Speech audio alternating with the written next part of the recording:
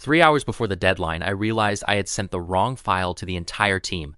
Not a small mistake, the wrong version, with old numbers, with a client's name spelled incorrectly, sent to 19 people, including 2 directors.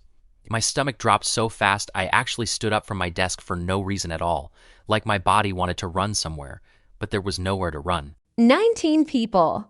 19 people. And for about 4 minutes, I just sat there frozen, rereading the email I'd sent, hoping somehow the words would be different the second time. They weren't. And the worst part wasn't even the mistake itself. It was the English. I knew exactly what I'd done wrong. I knew exactly what I needed to say to fix it. But in that panic, every English sentence in my head felt clumsy, too casual, too dramatic, not professional enough, like I was translating an apology instead of actually giving one. What did you end up sending? I'll tell you exactly what I sent and exactly what I should have sent instead later in this episode. Because what I learned that day wasn't really about email mistakes. It was about how unprepared most of us are for the English of going wrong. We learn how to introduce ourselves, we learn small talk. Nobody teaches us how to say, I made a mistake without sounding like we're falling apart. And that gap between knowing you messed up and knowing how to say it, that's where so much unnecessary stress lives. I remember a smaller version of this myself, actually. Only in a job, I sent a calendar invite to the wrong client. Not a huge mistake, but I sat there staring at the screen for a full minute, completely unsure whether I should call, email, or just hope they didn't notice. The mistake took 2 seconds to make. The hesitation about how to fix it in English took 10 times longer. That hesitation is the real cost, isn't it? Not the mistake itself, but the frozen minutes afterward where you're translating panic into politeness. Exactly. Today, we're closing that gap for good. Welcome to Noka Daily English. I'm Noka. Now I'm Leo, the guy who once emailed 19 people the wrong file and then needed 3 more emails just to fix the first one. Today's episode is about something every single person deals with, in every job, in every language. Things going wrong. Missing a deadline, making a mistake, forgetting something important. Having to deliver news nobody wants to hear.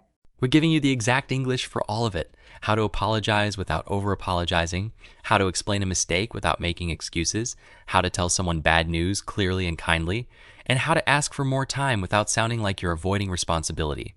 Plus 3 role plays with real situations and a full vocabulary recap at the end.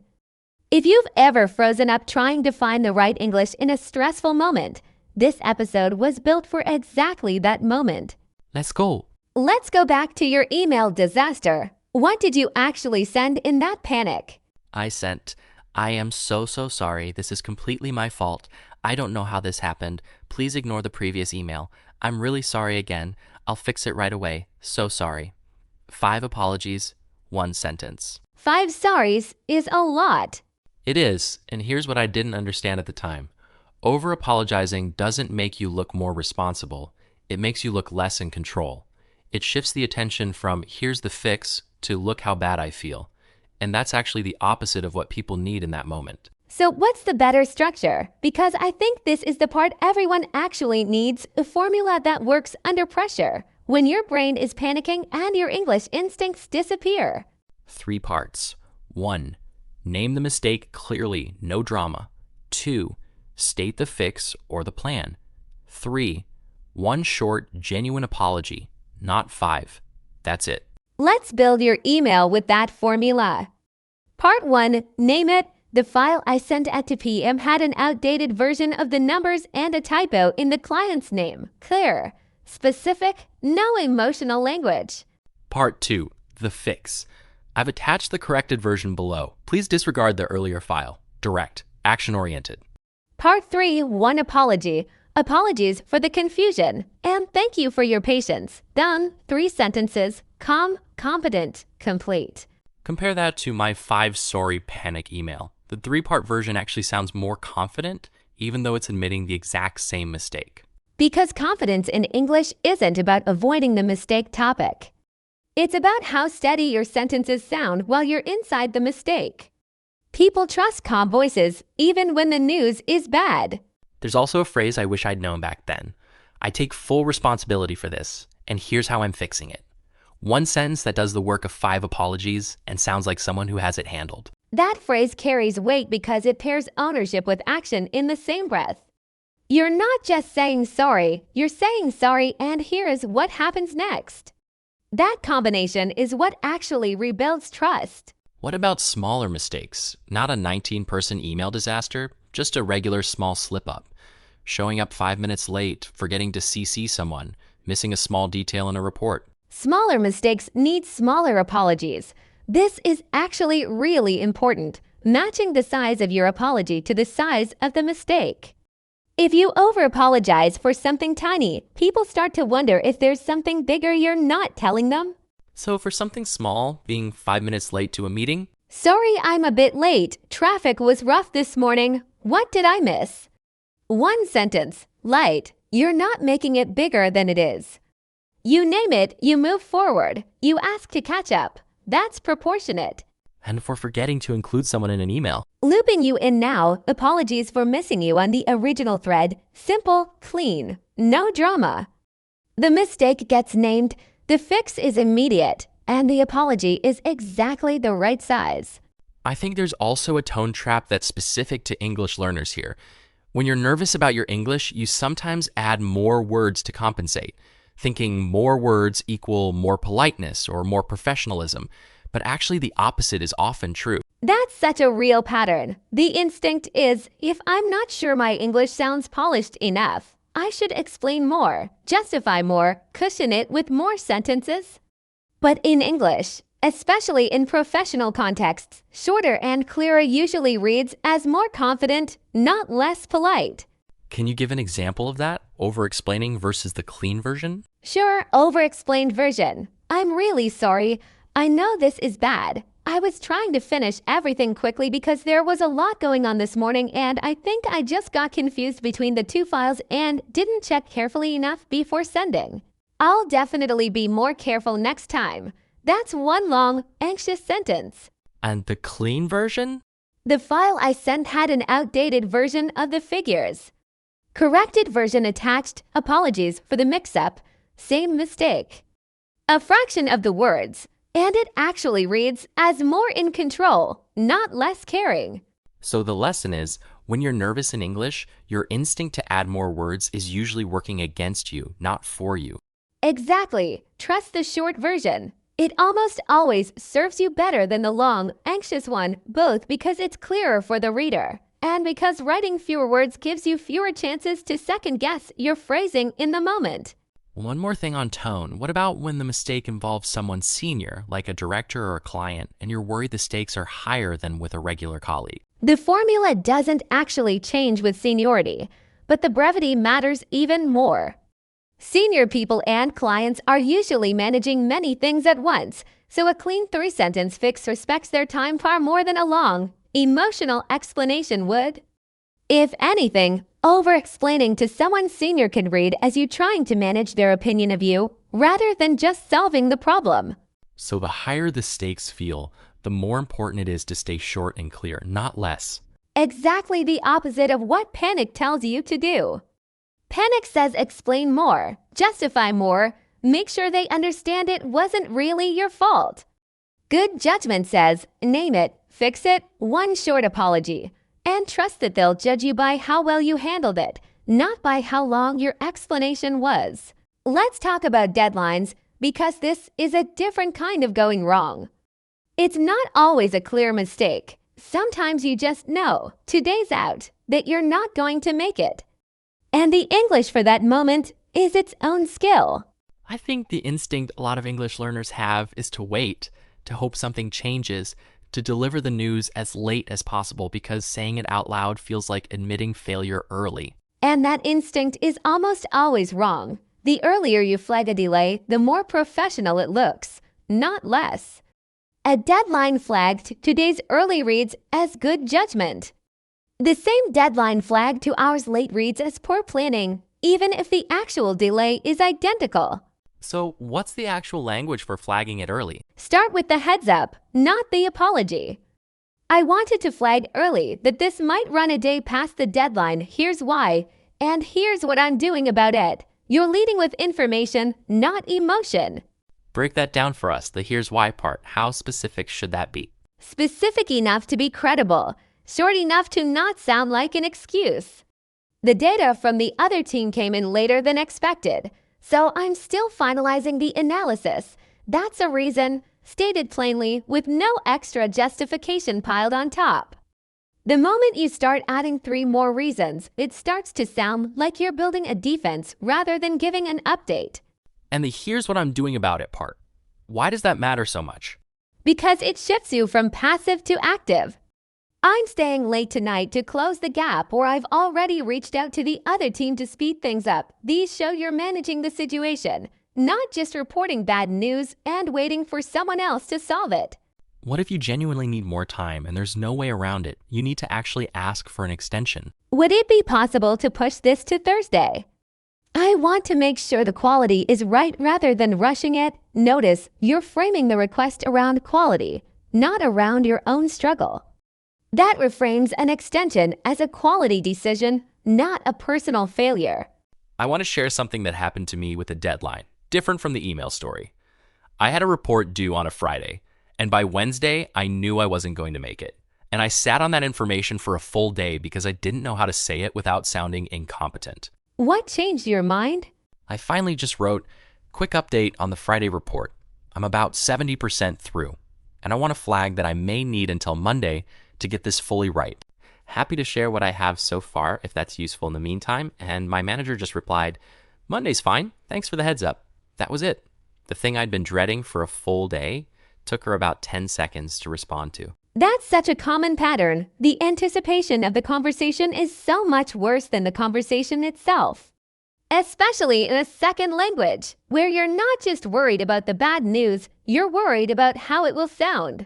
And happy to share what I have so far is a great phrase to add to any delay update.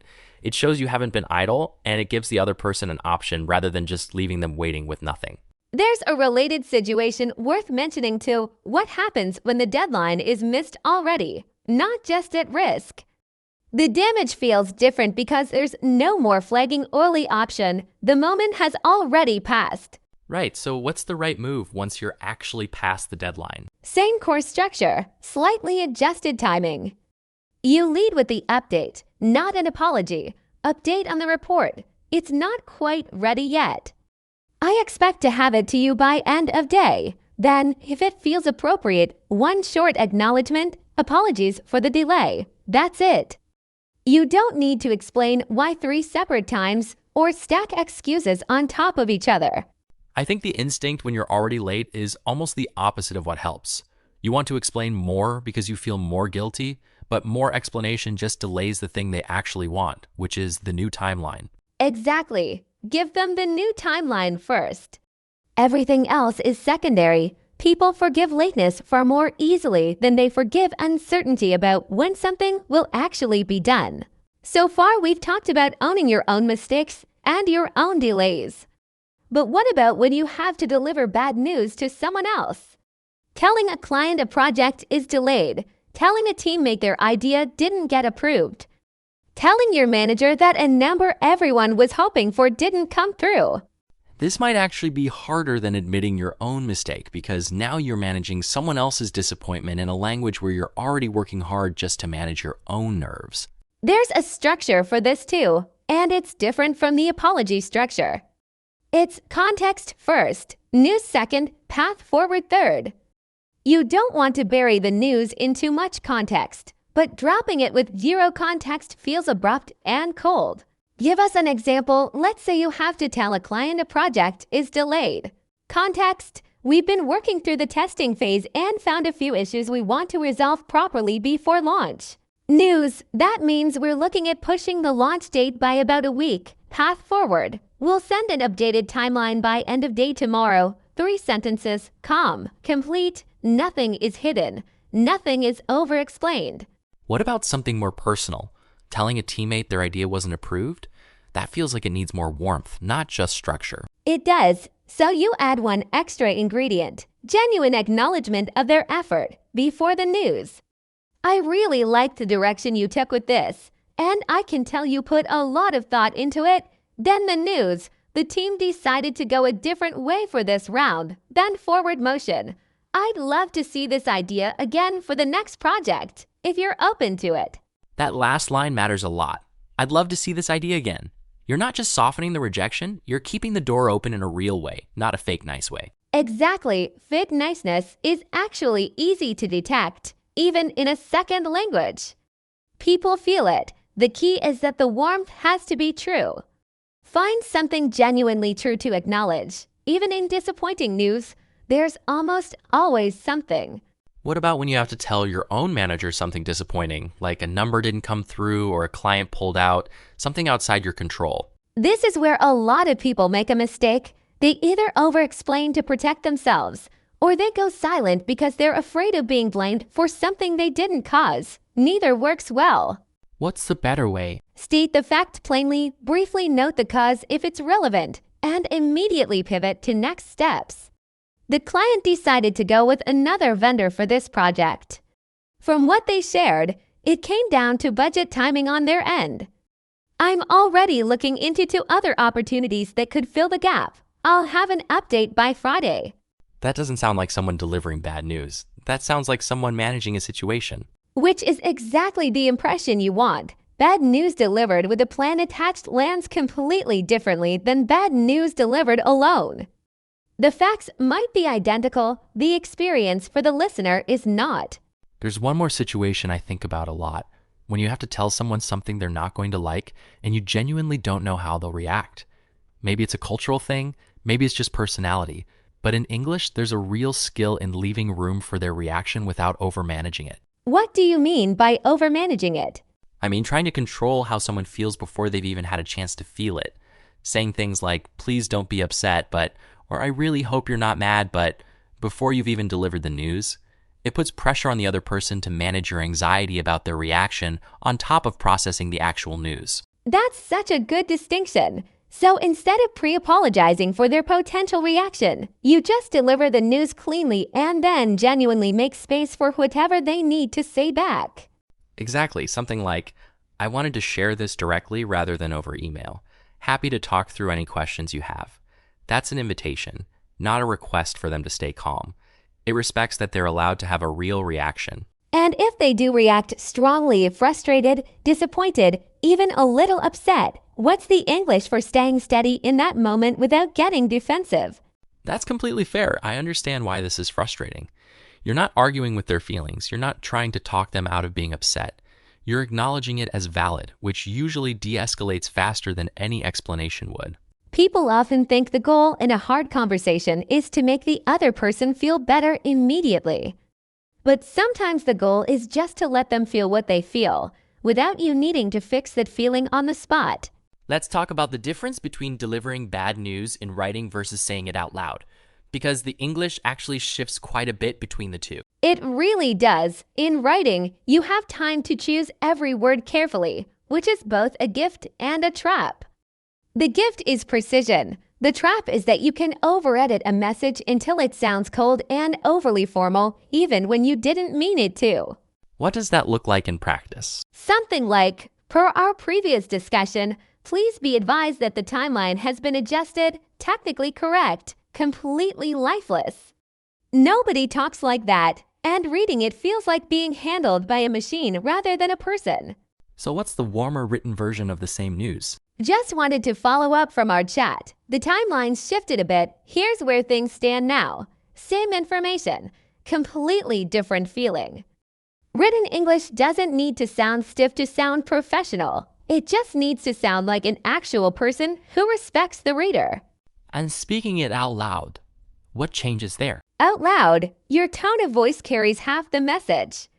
You can say the exact same sentence calmly or anxiously, and the listener will react to the anxiety in your voice before they even process the words.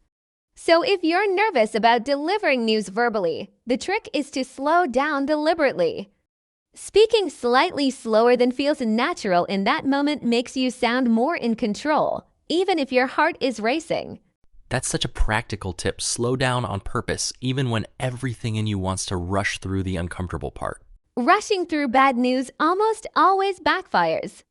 It signals to the listener that you're uncomfortable, which makes them more anxious, not less. A slower pace says, I've thought about this. I'm not panicking. You don't need to panic either. Let's talk about what happens after the hard conversation.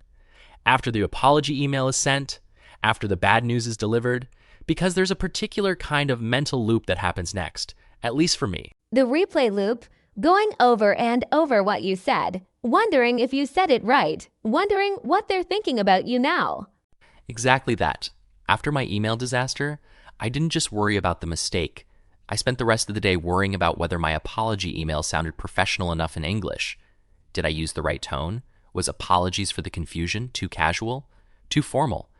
I reread that 3-sentence email probably 20 times. This is such a common layer for English learners specifically. There's the mistake itself, and then there's a second layer of anxiety about whether your English handled the mistake well enough.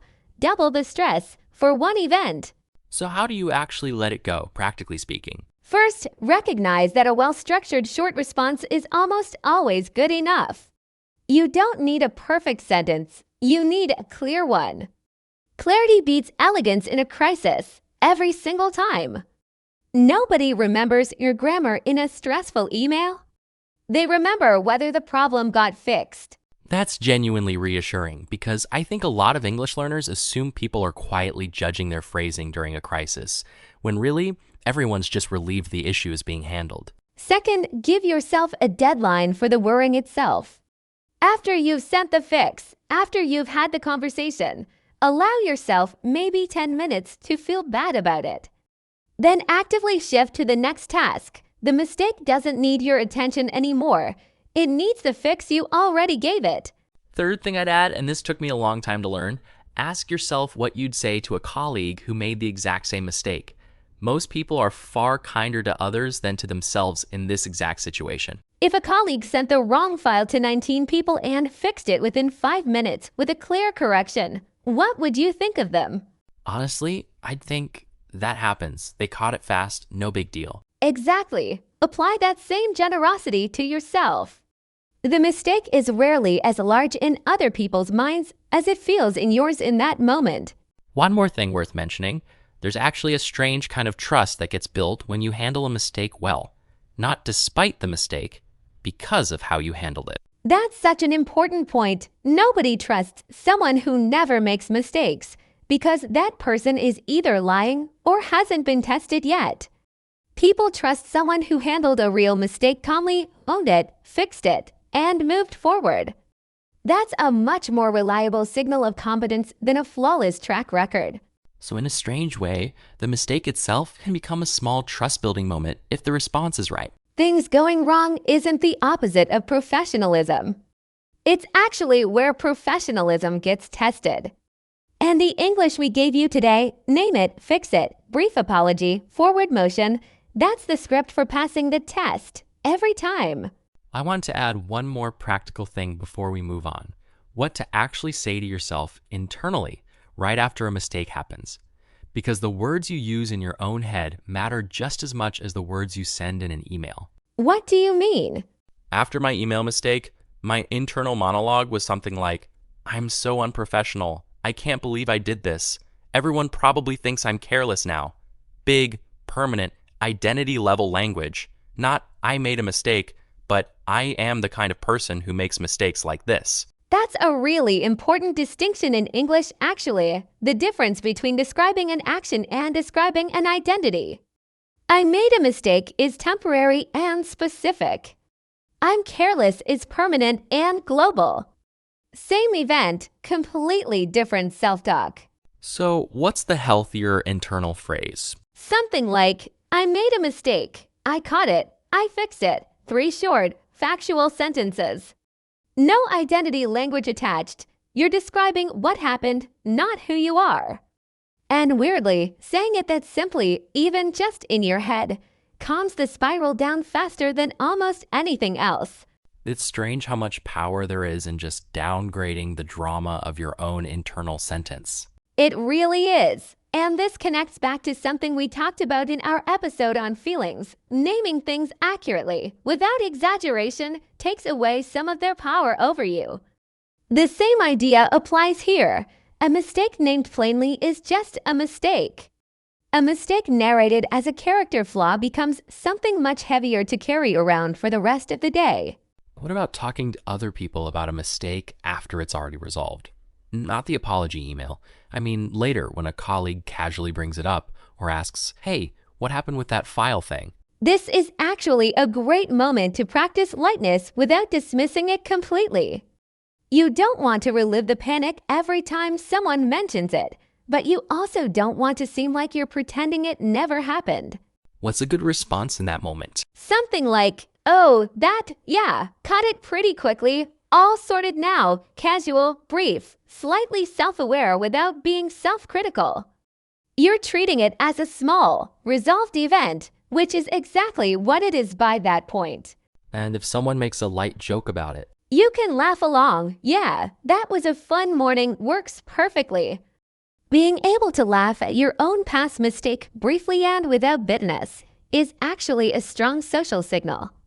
It tells people you're not fragile, you're not still carrying it, and they don't need to handle the topic carefully around you. That kind of lightness probably takes more practice in a second language, though, because the instinct under any social pressure is often to default to over-explaining again. It does take practice, but the same principle from earlier applies here to short and light beats long and anxious. You don't owe anyone a full replay of how stressed you were. A brief, calm acknowledgement is not just enough. It's actually more impressive than over-explaining would be. Comment time, one word, like always. What's one word for how you feel right after you realize you've made a mistake at work? Panicked? Embarrassed? Numb? Annoyed? One word. We're reading every single one, and we'll pin the comment with this question so it's easy to find and easy to answer. Bonus question. What's the most memorable mistake you've ever made at work or school? We have stories. You probably do too. The internet loves a good disaster story. Share yours. Role plays next. 3 real situations, real English. Say the lines out loud with us. Situation 1. You realize you sent an email with a mistake in it to multiple people. Writing the correction email, the file I sent at 2 p.m. had an outdated version of the figures and a typo in the client's name. I've attached the corrected version below. Please disregard the earlier file. Apologies for the confusion, and thank you for your patience. 3 sentences. Name it, fix it, 1 short apology. No drama, no 5 sorries, calm and complete. Situation 2. You know you're going to miss a deadline 2 days before it's due. Flagging early. I wanted to flag early that this might run a day past the deadline. The data from the other team came in later than expected, so I'm still finalizing the analysis. I'm staying on it tonight and tomorrow to close the gap. Happy to share what I have so far if that's useful in the meantime. As manager, thanks for the heads up. That's totally fine. Just keep me posted. Notice the news was flagged early with a reason, with an active plan, and an option offered. That combination is what makes a delay land as good judgment instead of bad planning. Let's add one more layer to that same situation. What if the manager pushes back a little? Is there any way to still hit the original date? Responding to pushback, I could try to get a partial version ready by the original date and follow up with the full analysis a day later, if that timing works better on your end. Just want to flag that rushing the full version might mean less thorough testing on the numbers. Situation 3. You have to tell a teammate their idea wasn't chosen. Delivering the news with care. Hey, I wanted to talk to you directly about this rather than just sending an email. I really liked the direction you took with your proposal. You clearly put a lot of thought into it. The team ended up deciding to go a different way for this round. I genuinely love to see this idea come back for the next project, if you're open to it. As teammate? Oh, okay. Thanks for telling me directly. I appreciate that. Context, news, forward motion, and a genuine compliment that was actually true, not just a cushion. That's the difference between softening news and respecting someone while delivering it. Try all 3 of these out loud tonight. The goal isn't to memorize them word for word. It's to get the shape of the sentence into your mouth, so when the real moment comes, your English doesn't freeze along with your nerves. And here's something worth remembering about all 3 scenarios we just practiced. None of them needed perfect grammar. None of them needed advanced vocabulary. They needed structure, calm pacing, and honesty. That's genuinely good news for anyone listening who feels like their English isn't good enough for hard conversations. Your English doesn't have to be impressive in these moments, it has to be clear. Those are very different goals, and clear is something every single person listening to this can already do. That's a wrap on episode 5. When things go wrong, we covered owning a mistake without falling apart, flagging a missed deadline early, delivering bad news to someone else, and recovering mentally after a hard moment is over. The big takeaway: name it, fix it, one short apology, move forward. That 4-part shape works for almost every going wrong moment you'll ever face, in English or in any language. Comment one word below. How do you feel right after a mistake? We're reading every single one. Subscribe for a new episode every day. Tomorrow, episode 6, Giving Compliments. How to say something kind in English without it sounding stiff, generic, or insincere. See you then. Bye, everyone. Bye.